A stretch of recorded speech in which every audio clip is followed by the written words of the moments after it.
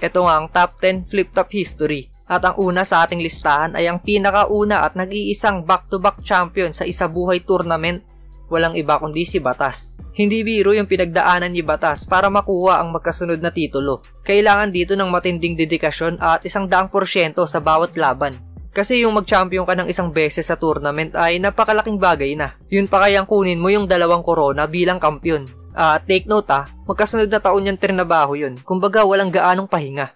Kaya sobrang saludo kay Sir Batas dahil kahit nagretiro na siya sa pakikipag-battle, ay palagi pa rin mababanggit yung pangalan niya kapag usapang flip-top history. Pero sarap hakutin! Aking sipog dapat! 100k every year, ito ay isinuwapang hanggang bayaran na ako para hindi lumaban!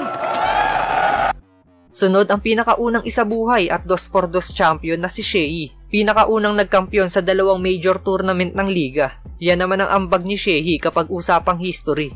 Marami ang nagduda sa kakayahan niya dahil sinasabi ng ilan na si Smaglas lang daw yung nagdala sa 2x2 run nila kaya nakuha nila yung kampyonato. Pero pinatahimik nga ni Shehi lahat ng haters nang magawa rin niya magkampiyon sa isabuhay tournament nang wala sa tabi niya si Smaglas. Wala akong pake sa titulo, wala akong pakialam sa pera. Gusto ko lang talaga respeto lang talaga. Pangatlo sa ating listahan, eto matindi. Ang pinakaunang nagkampiyon sa 3 tournament ng flip-top. Flip-top tryouts, isabuhay at 2x2. Lahat ng yan ay pinagharian ni MZite. Kaya nga para sa akin, isa si MZite sa pwedeng tawagin na almost complete package na MC. Champion ng tryouts gamit ang old school format, yung freestyle habang may sinasabayan na beat. 2x2 champion, ipinakita niya dito na kaya niyang mag-adjust kapag may kasama ng may pagdigma sa entablado. At ang huli, kinuha rin niya ng mag-isa ang corona ng isabuhay. Tapos pati sa music may tira din to. Kaya naman pati siguro kayo ay sasang-ayon na isa si MZite sa mga kompleto Ricados na battle MC.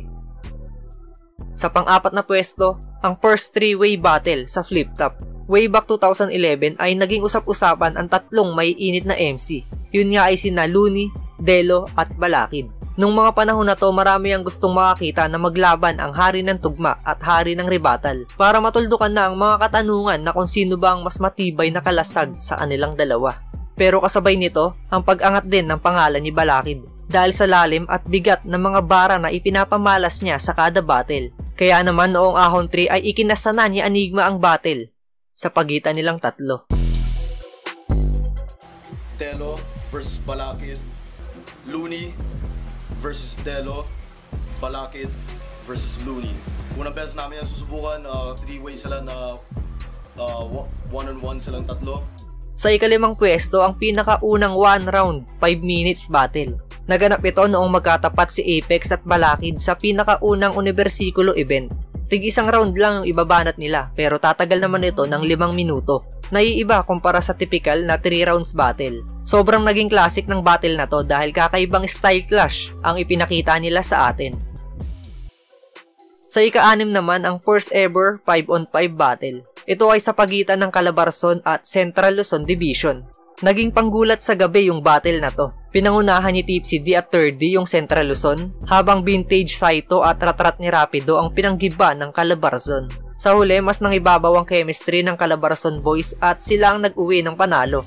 Pero walang duda, sobrang tindi ng ganong battle. Sana ay maulit pa yung 5-on-5 sa flip-top.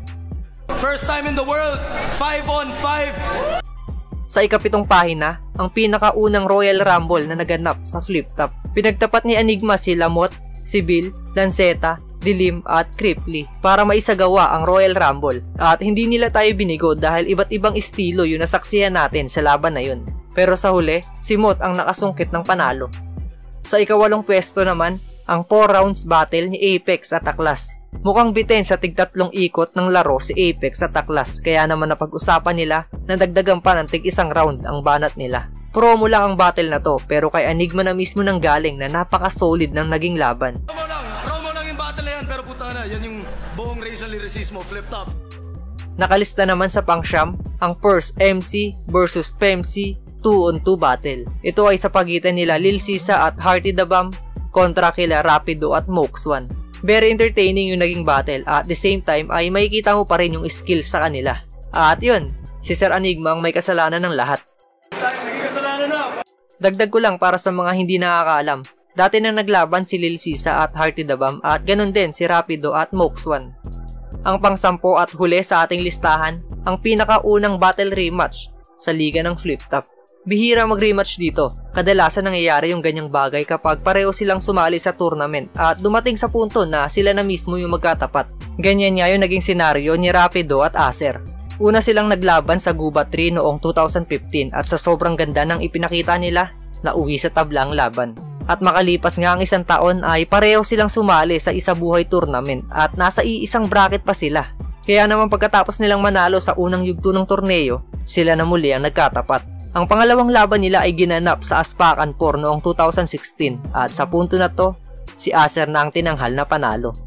At bago matapos ang video na to, gusto ko lang magpasalamat sa Pubu dahil sa walang sawang pagsuporta. At kung trip mo rin ang mga solid at maaangas na pamorma, bisita na sa Pubu Store at Dalok Boutique na malapit sa inyo.